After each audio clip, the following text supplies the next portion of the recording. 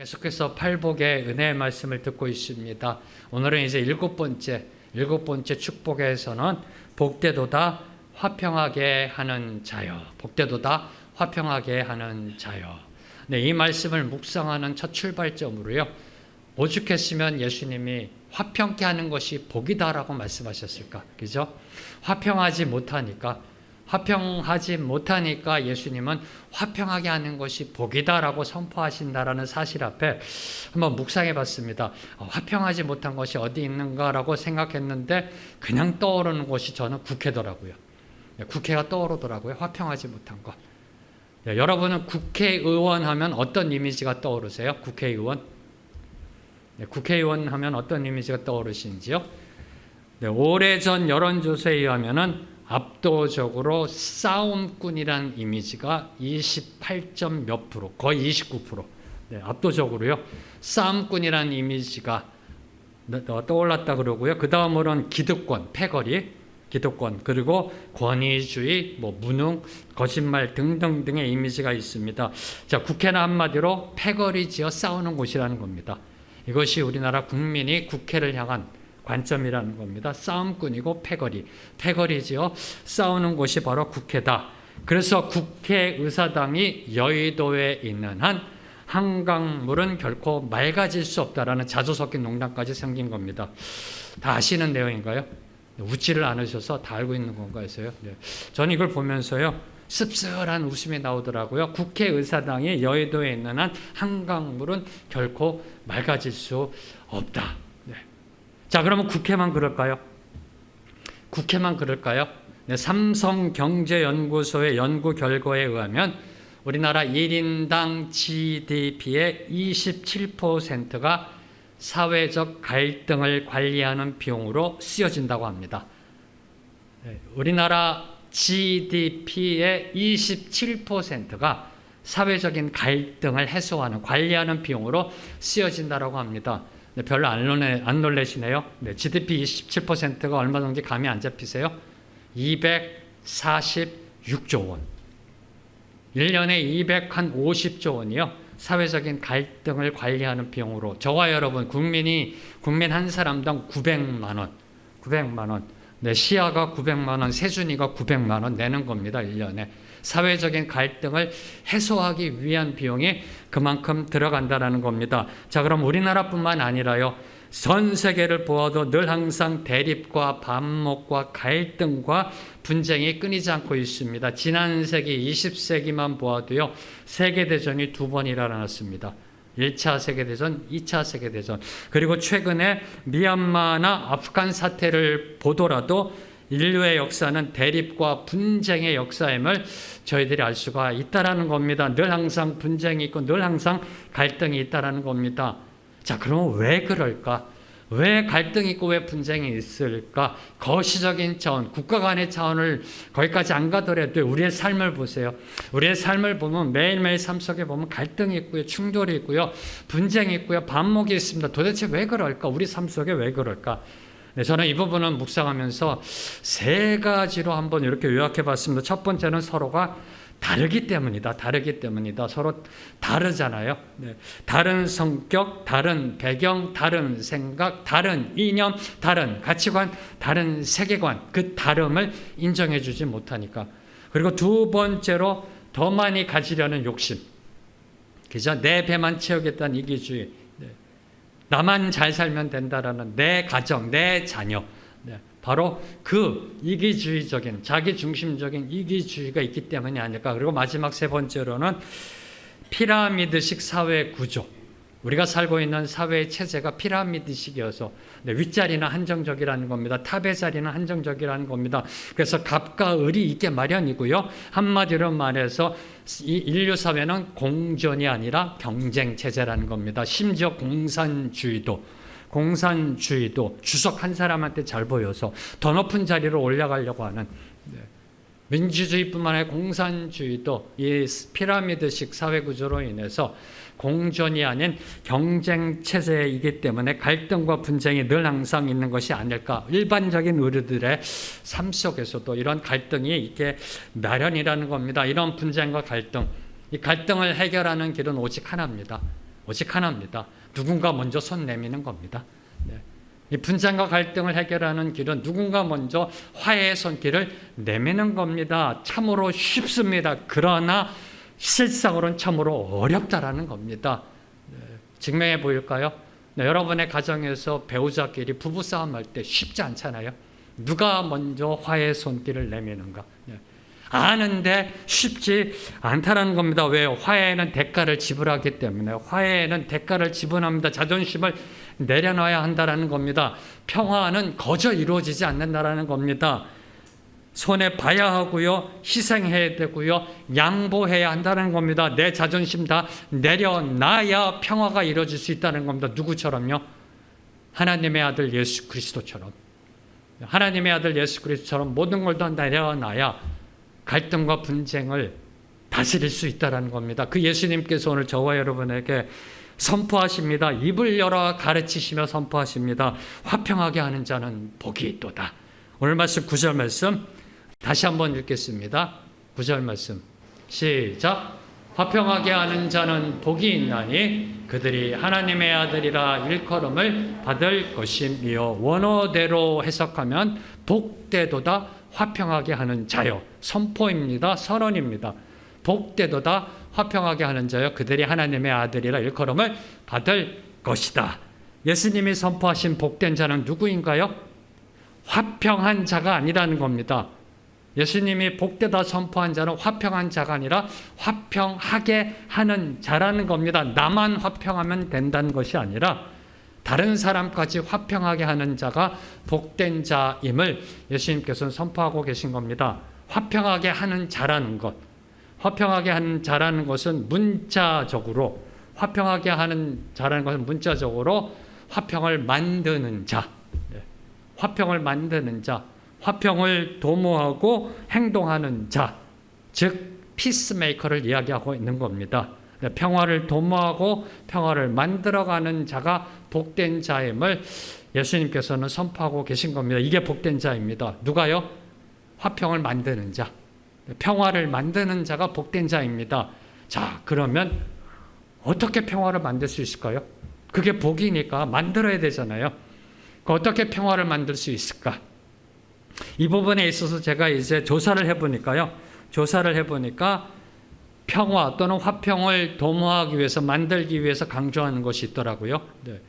뭐 이쪽 단체라든지 이쪽 대학교라든지 뭐 이 기관이라든지 평화에 대해서 발표한 자료들을 보니까 두 가지가 강조되더라고요. 먼저 융화와 화합, 네.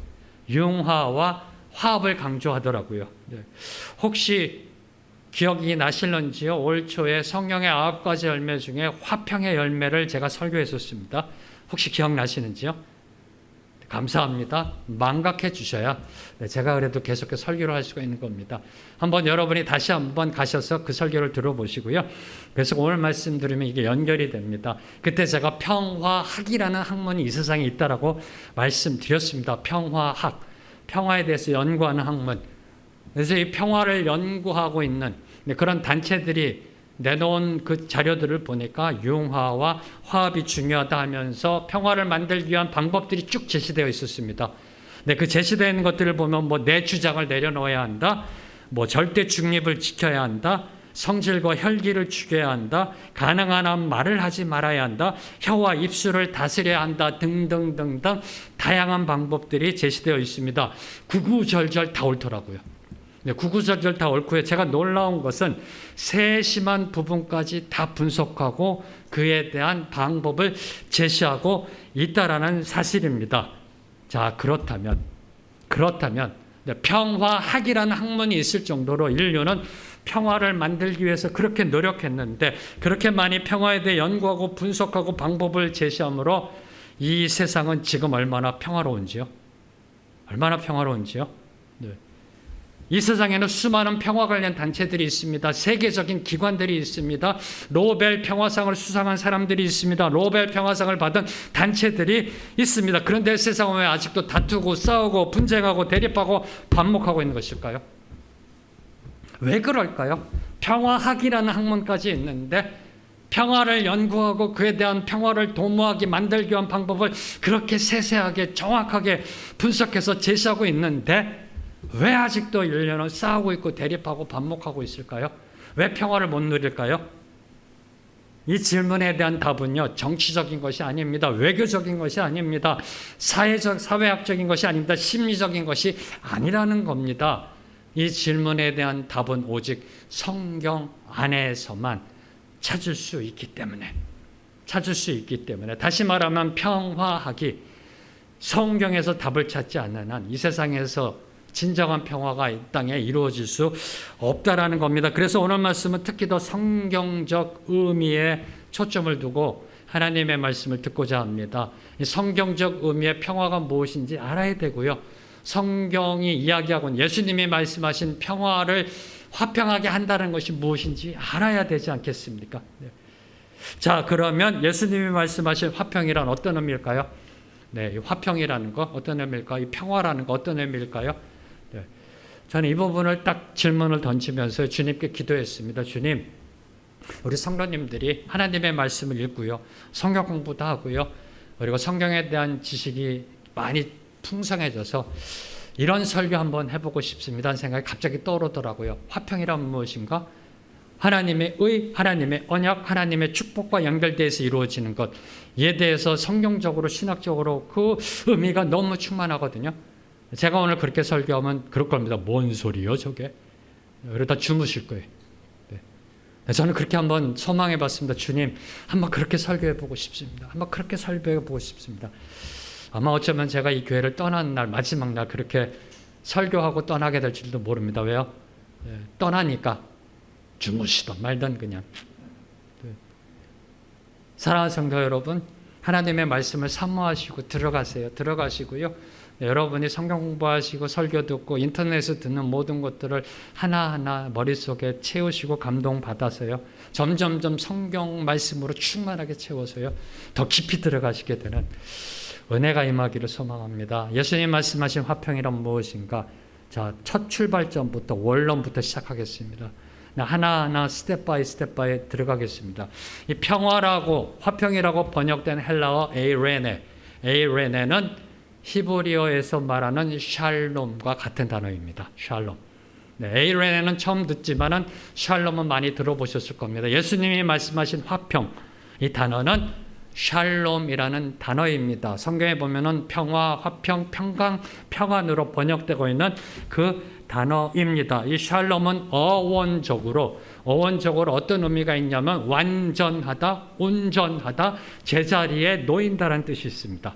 샬롬의 어원적인 의미는 완전하다, 온전하다, 제자리에 놓인다는 의미를 갖고 있습니다. 따라서 샬롬은 평안, 평강이 온전한 상태, 충만한 상태를 이야기하거나 또는 원래 자리의 상태, 타락하기 전, 변질되기 전, 상처나기 전, 죄를 짓기 전 원래의 상태, 즉 바르고 흠이 없는 상태가 바로 샬롬임을 이야기하고 있는 겁니다. 그래서 주로 우리 인간 내면의 평안한 상태, 평안한 상태 또는 정치 사회적으로 안정적인 상태를 뜻합니다. 그리고 특히 샬롬은 개인 관계나 국가 관계에 있어서 갈등이나 분쟁이 없는 평화로운 상태를 나타냅니다. 그래서 일반적으로 평화에 반대하면 전쟁이잖아요.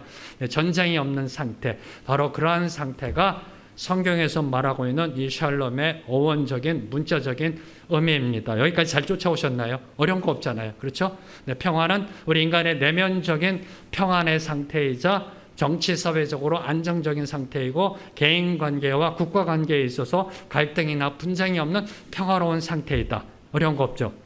자, 그러면 질문합니다. 이게 성경적인 단어, 예수님이 말씀하신 화평이란 단어가 갖고 있는 의미입니다. 자, 그럼 여러분은 이런 평화를 언제 어떤 때 느끼고 누리고 계시는지요? 마음의 평안한 상태, 정치 사회적으로 안정적인 상태, 개인 관계 분쟁과 갈등이 없고 국가 간에 전쟁이 없는 평화스러운 상태, 언제 어떤 때 느끼고 누리고 계시는지요? 아무 문제가 없을 때, 그렇죠? 아무 문제가 없을 때, 건강할 때, 사람들과의 관계가 좋을 때, 그리고 어떨 땐 자연의 아름다움을 볼 때, 사회가 안정적일 때, 북한과의 평화 무드가 무르익을 때 등등등등. 그렇죠? 그런데 이런 평화는 그 만족과 평안을 가져다주는 그 조건이 사라지면, 그 조건들이 사라지면 유리병 깨지듯 산산조각 나는 평화라는 겁니다. 이 조건들, 만족을 주는 상태가 사라지면 유리병 깨지듯 산산조각 나는 평화입니다. 육체적 평화가 깨지면 질병이 옵니다. 마음의 이 정신적 평화가 깨지면 우울증이 옵니다. 마음의 평화가 깨지면 불평, 불만이 생깁니다. 관계적 평화가 깨지면 분쟁이 일어나고 다툼이 일어나고 전쟁이 일어나게 된다는 겁니다. 영원히 깨지지 않는 평화. 영원히 깨지지 않는 평화는 오직 하나, 하나님이 주시는 평화라는 겁니다. 하나님이 주시는 평화. 에스겔서 37장 26절에서 27절 말씀. 작년에 저희들이 자녀들을 축복할 때 선포했던 말씀입니다. 함께 읽겠습니다. 시작. 내가 그들과 화평의 언약을 세워서 영원한 언약이 되게 하고 또 그들을 견고하고 번성하게 하며 내 성소를 그들 가운데 세워서 영원히 이르게 하리니 내 처소가 그들 가운데 있을 것이며 나는 그들의 하나님이 되고 그들은 내 백성이 되리라. 하나님은 하나님의 백성들에게, 저와 여러분에게 평화의 언약을 선포하셨습니다.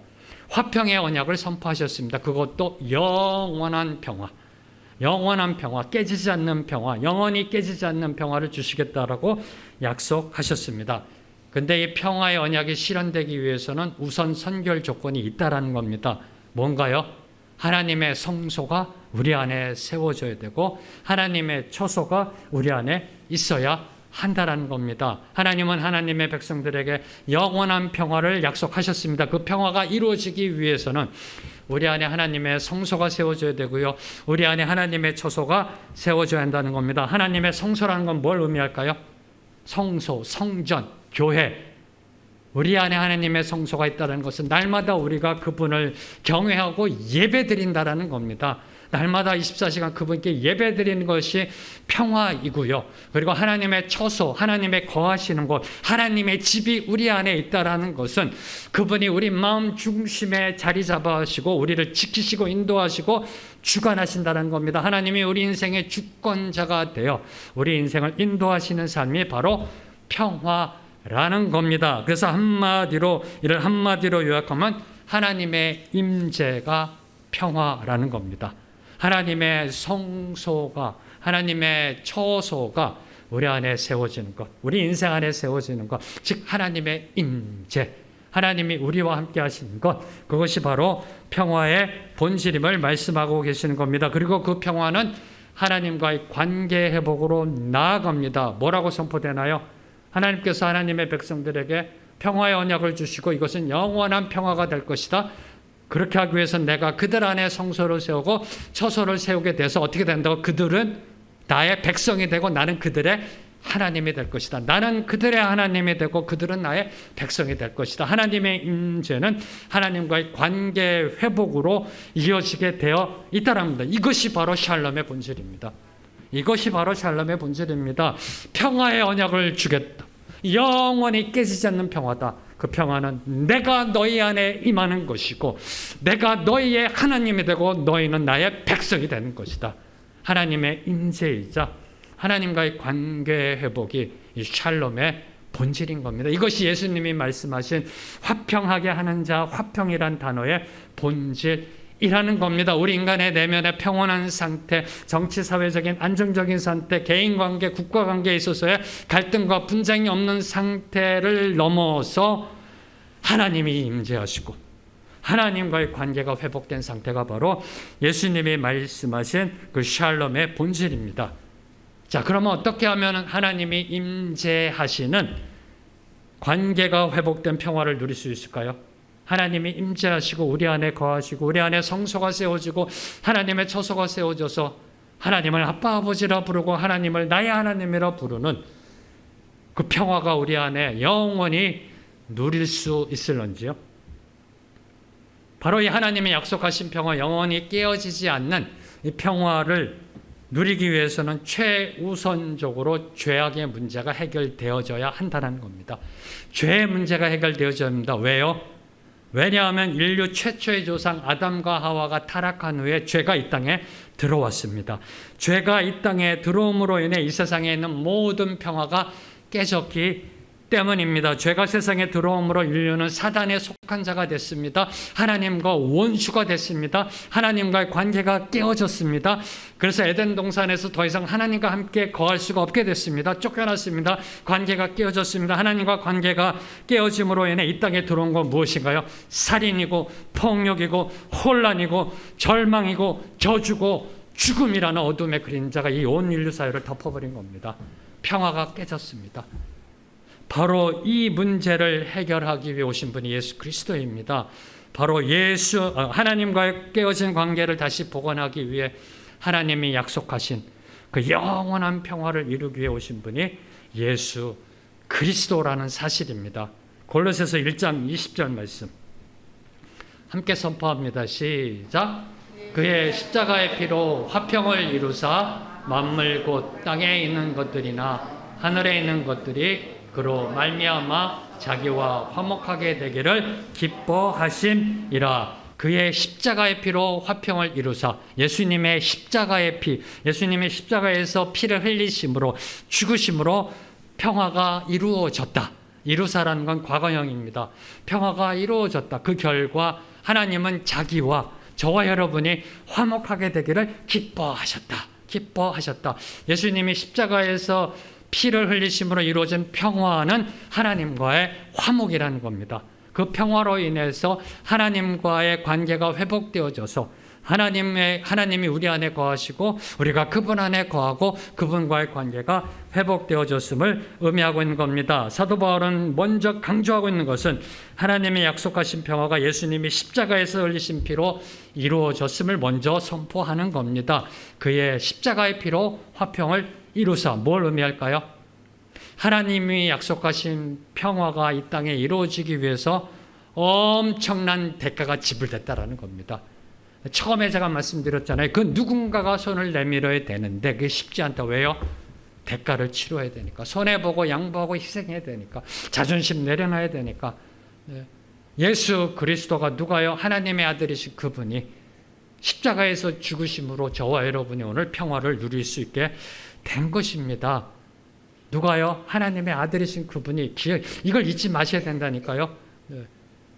같은 인간끼리도 어떤 분이 나를 위해 희생해 주고요. 손해보고요. 만약에 어떤 사람이 나를 위해 살신성인의 은혜를 베푼다 하더라도 감격이 있습니다. 절대 잊지 않습니다. 그 은혜. 그 은혜 있으면 동물만도 짐승만도 못하잖아요. 그런데 하나님의 아들이신 그분, 뭐가 아쉬우셔서 신이신 그분이 저와 여러분을 위해서 십자가에서 죽으심으로 하나님이 우리 안에 거하시고 성령이 거하시고 우리가 하나님을 아빠 아버지라 부르는 그 관계 회복으로 나아갔다라는 겁니다. 이 사실만 기억한다면, 이 은혜가 날마다 매 순간마다 고백된다면 이 세상에 문제될 것이 하나도 없습니다. 상처 줄 일도 없고요. 다툴 일도 없고요. 시기하고 미워할 일도 없고요. 반목할 일도 없고 대립할 일도 없다라는 겁니다. 그저 감사하니까 나 같은 거 살려주셨는데 문제는 이거를 망각한다는 겁니다. 그래서 오늘 사도 바울께서 선포하는 겁니다. 그의 십자가의 피로 평화를 이루었다. 잊지 말라라는 겁니다. 그래서 우리가 하나님과 화목하게 되었다라는 겁니다. 자, 그러면 예수님은 반드시 죽었어야만 하는가? 하나님의 아들이신 그분은 반드시 죽었어야만 하는가? 이 질문입니다. 예수 그리스도가 죽지 않고서도 얼마든지 하나님은 우리의 구원을 이룰 수 있지 않았을까요? 왜 그분은 죽어야만 했는가? 이게 상당히 중요합니다. 뭘요? 화평하게 하는 것이 무엇인지를 이해하는 데 있어서. 화평하게 하는 것이 무엇인지를 이해하는 데 있어서 이 부분이 중요합니다. 왜 예수님은 죽으셔야만 했는가? 왜 죽으셔야 됐는지요? 피 흘림이 없은즉 죄 사함이 없기 때문에. 피 흘림이 없은즉 죄 사함이 없기 때문에. 그것도 오직 죄 없으신 하나님의 아들 예수 그리스도의 거룩한 피만이 저와 여러분 우리의 죄악을 완전히 깨끗하게 씻어낼 수 있기 때문에 저와 여러분의 죄가 아무리 주홍 같을지라도 진홍 같을지라도 양털같이 휘어지게 만들 수 있는 것은 오직 예수 그리스도, 죄 없으신 그분의 보혈의 은혜만이 우리를 완전하게 깨끗하게 해줄 수 있기 때문에, 그래야 하나님 앞에 나아갈 수 있으니까, 그래야 깨끗해져야 그분 앞에 나아가 그분을 아빠 아버지 하나님이라 부를 수 있는 관계 회복으로 나아갈 수 있기 때문에, 그래서 사도 바울은 예수님이 십자가에서 흘리신 속죄의 피로 우리가 깨끗해져서 하나님과의 관계가 다시 회복된 화목을 이루었다라고 강조한 겁니다. 이해되시는지요? 그래서 화평하게 잘하는 것은, 화평하게 한다라는 것은 단순히 분쟁과 갈등을 해소하는 피스 메이킹 차원을 넘는 겁니다. 화평하게 한다라는 것은 단순히 갈등을 없애고 분쟁을 없애고 모든 걸 좋게 만들고 융화를 만들고 화합을 만드는 피스메이킹 차원을 넘어서 사람들을 예수님께로 인도하여 예수님을 믿게 함으로 하나님과의 관계를 회복시켜 하나님과 화목을 이루게 하는 것, 이걸 지금 예수님이 말씀하시는 겁니다. 세상이 이야기하는 평화학에서 이야기하는 평화를 이루는 것이 아닙니다. 아닙니다. 물론 갈등과 분쟁을 저희들이 믿는 자들이 갈등과 분쟁을 해소하는 성령의 능력으로 나아갑니다. 거기에 머무르는 것이 아니라, 거기에 머무르면 세상이 이야기하는 평화 만드는 거랑 다른 것이 없다는 겁니다. 거기에 더 나아가 평화를 이루신 그분, 예수 그리스도가 십자가의 피로 평화를 이루어서 일어난 일, 하나님과의 화목까지 만드는 것이 예수님이 말씀하신 화평하게 하는 것이라는 겁니다. 바로 이 부분에 있어서 고린도후서 5장 18절과 20절은 다시 한번 저와 여러분에게 선포합니다.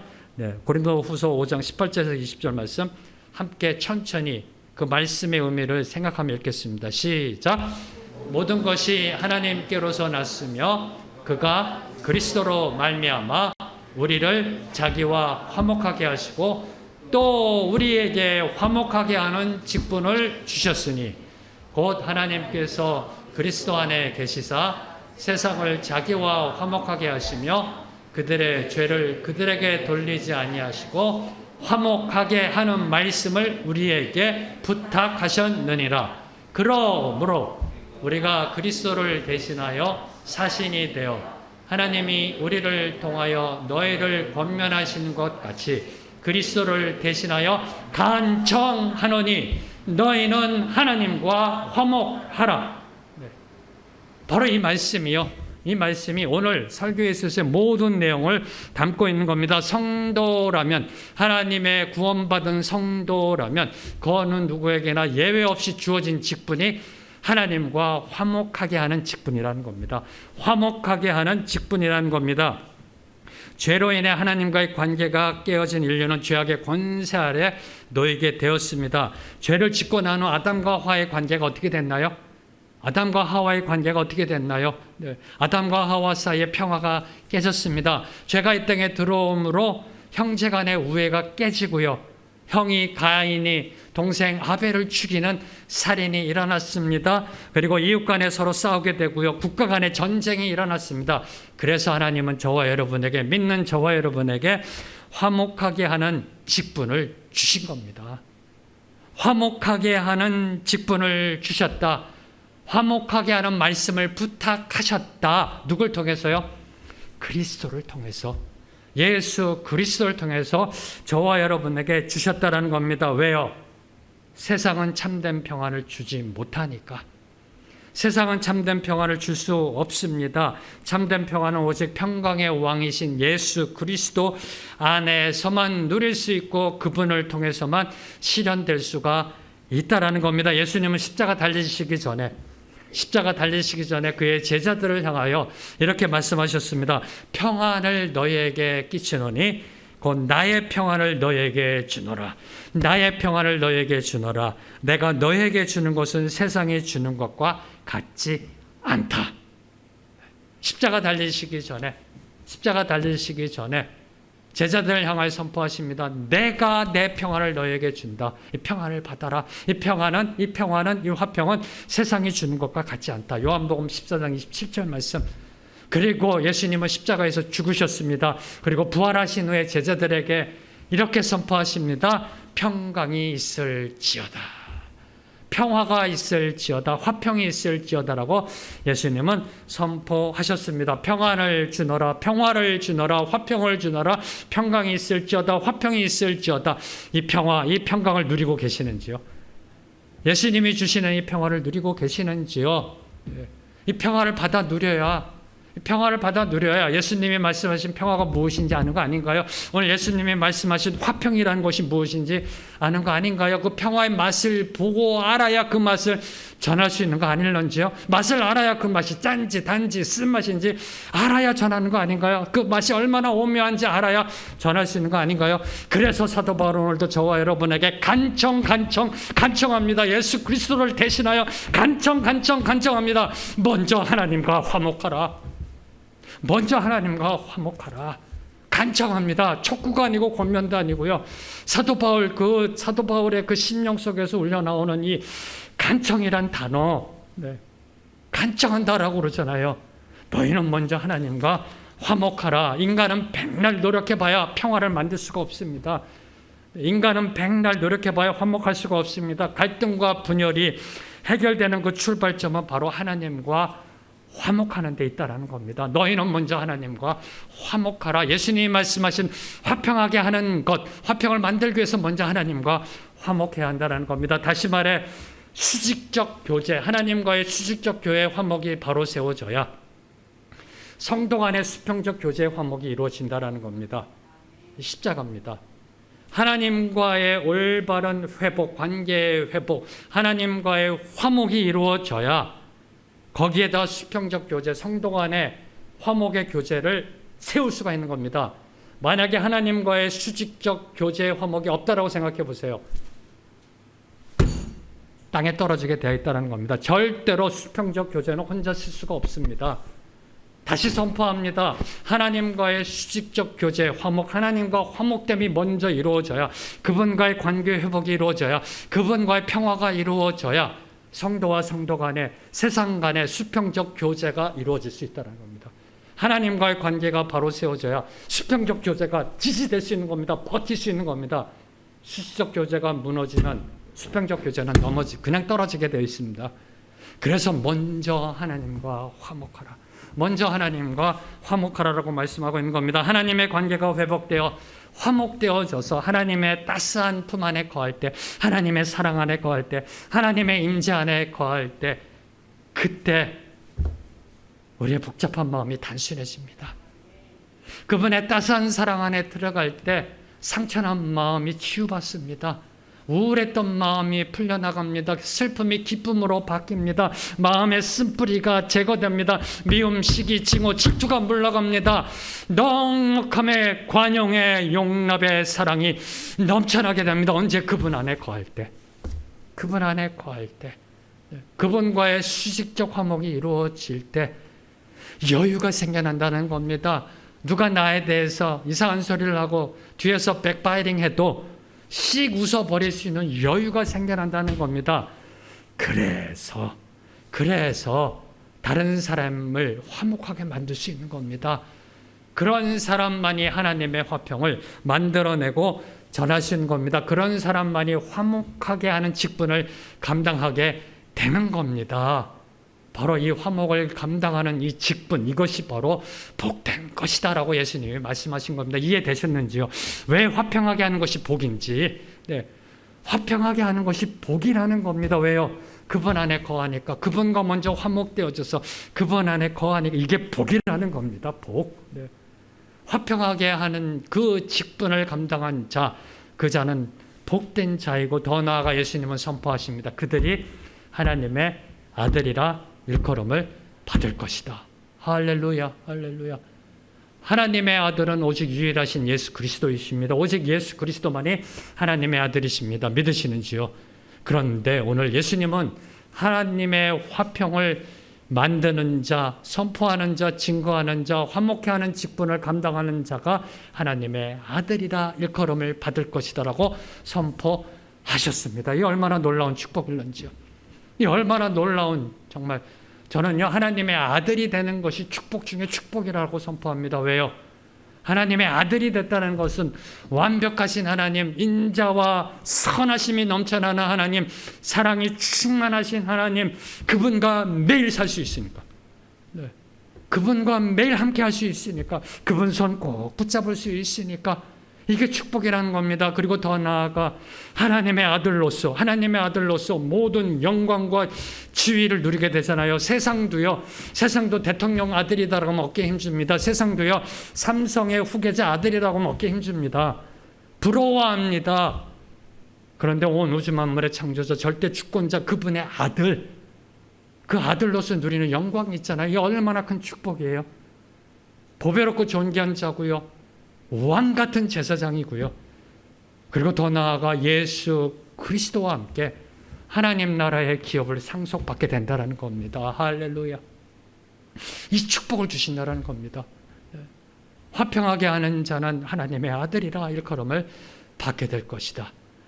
이 축복이 여러분 모두에게 온전히 임하게 되기를 선포합니다. 그런데 또 마지막으로 질문이 떠오른 게 성경에 보면은요, 예수 그리스도를 영접하고 그 이름을 믿는 자에게 하나님의 자녀가 되는 권세를 주셨다라고 되어 있습니다.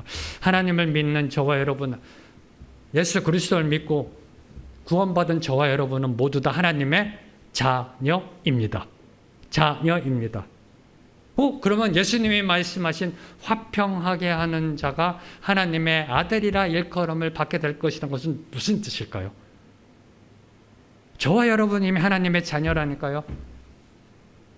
이미 하나님 아버지와 함께하는 축복을 누리고 있고요. 하나님의 자녀로서 왕같은 제사장으로서 영광을 누리고 있고요. 하나님 나라의 기업을 이미 상속받을 것을 확증받았습니다. 창세 전에 이미 확증받았습니다. 그럼 예수님이 말씀하신 화평하게 하는 자는 하나님의 아들이라 일컬음을 받는다는 의미는 과연 무엇일까요? 뭘 말씀하시는 걸까요? 이나 한마디로 화평케 하는 자는 하나님의 아들답게 살아야 한다는 당위성을 강조하신 겁니다.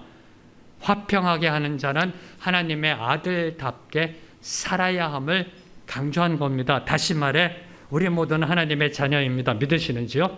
하나님의 자녀입니다. 예수 그리스도를 믿음으로 구원받은 하나님의 자녀입니다. 우리의 정체성은 하나님의 자녀입니다. 따라서 어디에 가서 무엇을 하든 그 어느 누구에게나 당신은 하나님의 자녀이군요, 당신은 하나님의 성도이군요 라는 일컬음을 받아야 한다는 겁니다.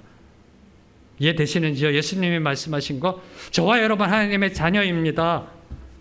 그러면 어느 곳에 가든지 무엇을 하든지 다른 사람들로부터 하나님의 자녀가 왔네? 야, 저기 하나님의 자녀가 온다라고 일컬음을 받아야 한다는 겁니다. 그래서 예수님은 일컬음을 받을 것이오라고 수동태로 사용하고 계시는 겁니다. 내가 일컫는 것이 아니라 나는 구원받은 자야, 나는 하나님의 백성이야, 나는 구원받았다니까가 아니라 다른 사람이 나를 보고 일컬어 주는 것, 당신은 진정한 하나님의 아들이다, 당신은 진정한 하나님의 자녀다. 어떻게 해요? 무엇을 통해서? 화평케 함을 통해서. 사랑하는 성도 여러분, 저와 여러분은 본질상 진노의 자식이었었습니다. 구원받을 자격이 없는 자들이었었습니다. 영원한 죽음, 영벌의 지옥으로 떨어질 수밖에 없는 자들이었었습니다. 그런데 예수 그리스도 십자가의 대속의 은혜로 값없이 구원받아 은혜받아 하나님의 자녀가 되었습니다. 얼마나 감사한지요. 자녀된 저와 여러분에게 하나님은 선포하십니다. 오늘도 선포하십니다. 복되도다 화평하게 하는 자여, 화평하게 하는 자여. 먼저 하나님과 화목하고요. 그리고 그 화목을 세상에 전하는 것, 그것이 바로 화평케 하는 것이고요. 그런 삶이 바로 삼삼한 삶입니다. 저는 너무나 감사한 게요, 왜 하나님이 우리 교회에 이 삼삼한 삶, 삼삼한 순, 삼삼한 교회, 삼삼한 하루의 비전을 주셨는가? 네. 이 말씀을 묵상하면서 깨닫게 됐습니다. 하나님은 한 채 오차도 없이 미리 예비하신 겁니다. 네. 화평케 하는 것은 하나님과의 화목이고요. 그리고 그 화목을 세상에 전하는 겁니다.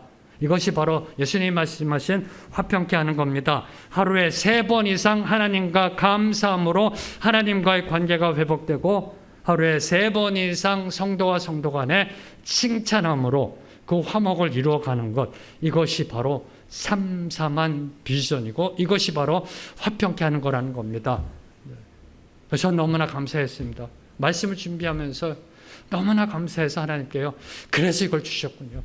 이 말씀과 연결돼서 이걸 주셨군요. 뭘 의미할까요? 우리에게 축복을 선포하셨다는 겁니다. 축복을. 복되도다 화평하게 하는 자여. 화평하게 하는 건 축복이라니까요. 화평하게 하는 건 축복이라니까요. 그 화평하게 하는 삼삼한 비전이 축복이라는 겁니다. 저와 여러분을 축복하셔서 하나님이 이것을 주신 겁니다. 하나님께 감사하는 것, 그 중에 3가지 이상을 기록하는 것, 그리고 성도가 성도 간에 서로 칭찬하고 감사하는 것 3가지 이상 기록하는 게 축복이라는 겁니다.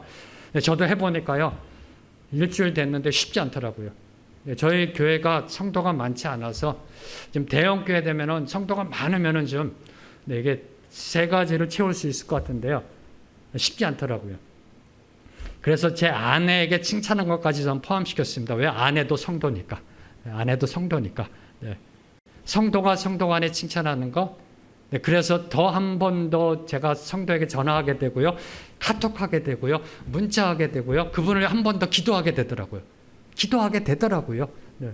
우선 저부터 제가 축복받고 있습니다. 저부터 먼저 축복을 누리고 있습니다. 이 삼삼한 비전은 축복입니다. 네. 찾아내려고 하는, 물론 의무감이지만 저는 이것이 우리의 삶이 됐으면 좋겠어요. 지금은 이제 노력하고 이게 하나의 어떤 방법론이지만 이게 우리의 삶이 돼서요, 자연스럽게. 네. 한번 6개월 뒤에 1년 뒤에 한번 우리의 교회 변화된 모습을 생각하니까 너무나 기뻐요. 하나님께 감사하고 서로 성도가 성도 간에 칭찬하다 보면 어떻게 교회가 바뀔까? 어떤 축복의 모습으로 바뀔까?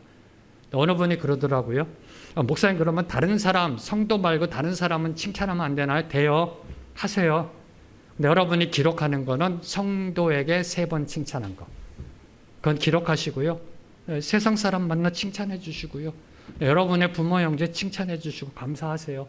네, 꼭 성도가 성도 간에 찾아내세요. 만드세요. 그러려면요, 전화하셔야 되고 교제하셔야 되고 문자 보내야 되고 한 번 더 그분을 위해서 기도하셔야 돼요.